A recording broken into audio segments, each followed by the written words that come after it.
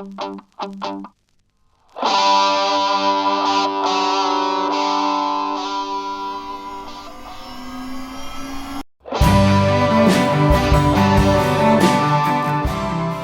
John Dixon here with another Undeception single between our Monday episodes. I hope you're keeping well. In the body, of course, but also in the mind. My daughter said to me just this morning, "Dad, you're being a bit grumpy with us all. Have you got cabin fever?" Naughty girl. But she was kind of right.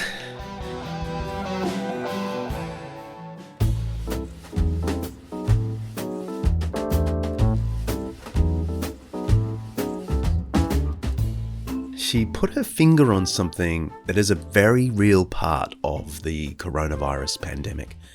As well as being a physical and emotional trial, it's also a bit of a moral test. Crises tend to shed light on us. They bring out of us what's lurking beneath the surface, good and bad. You think of those normal people that might ordinarily be neighbours, fighting each other in supermarkets over rolls of toilet paper. On the other hand, I've heard of people dropping off free toilet rolls to their neighbours, hopefully with sanitised hands. Here in Sydney the other night, two blokes held up a warehouse at knife point, again, just for giant quantities of toilet paper to sell on the black market.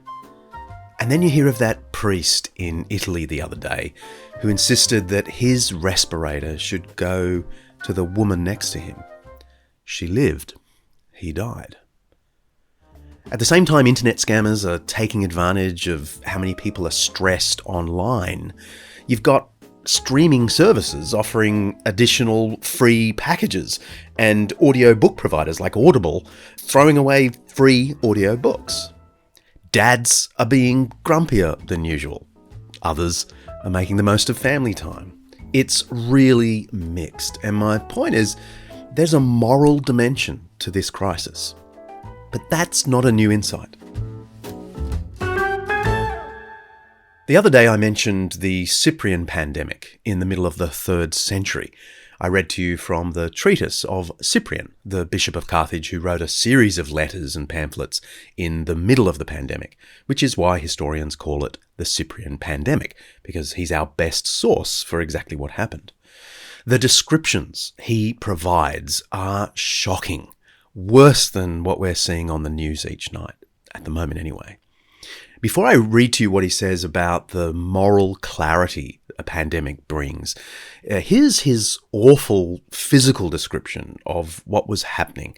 And I must warn you, if you're feeling anxious at the moment, perhaps I should suggest you press that little button that skips the pod forward 30 seconds.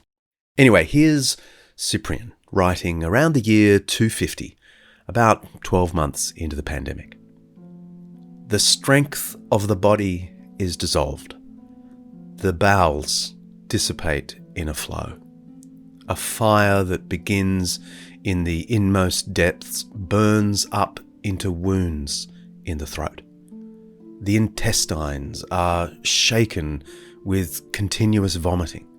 The eyes are set on fire from the force of the blood.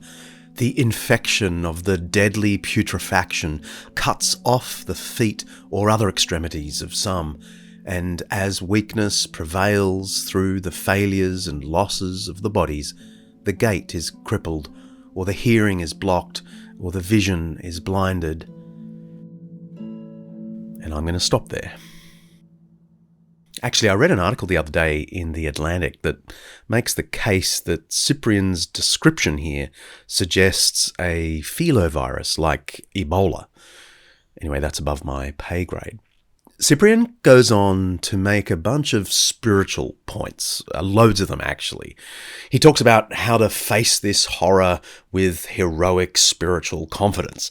I don't want to depress you with his relentless spiritual discipline. Cyprian's not for the faint-hearted. He survived the plague himself, but he ended up being exiled for his faith and then martyred a couple of years later. He is one hardcore Christian leader.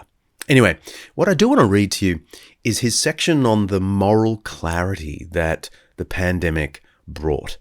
It's a test, he says. It finds us out. Have a listen.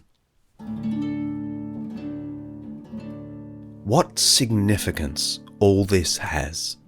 This plague and pestilence, which seems horrible and deadly, searches out the justice of each and every one and examines the minds of the human race.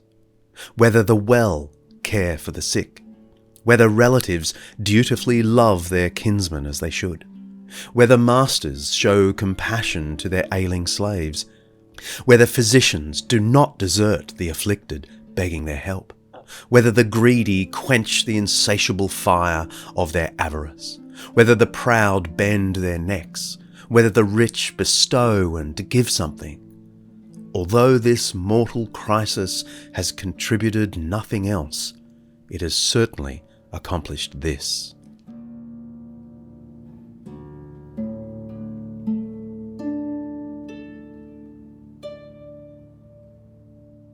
Now, the situation for most of us is nowhere near that of ancient Carthage. Estimates suggest half the population was wiped out. But our crisis still provides a similar test for families, employers, physicians, the rich, grumpy dads. One feature of these times I'm noticing a lot in myself as much as society is the way it brings out the best and worst of our humanity, often in the same communities, the same family, the same individuals, best and worst. I myself can delight in the thought of handing out toilet rolls to neighbours. I haven't, but I've thought about it. And yet I can just as easily resent customers who get the last roll at the supermarket before I do. Here I am offering this very helpful free podcast, and then I turn around and snap at my beautiful daughter. I don't know about you, but I'm going to let this crisis find me out, undeceive me about myself, call forth my best humanity, and expose me as a grump. Lord have mercy. See ya.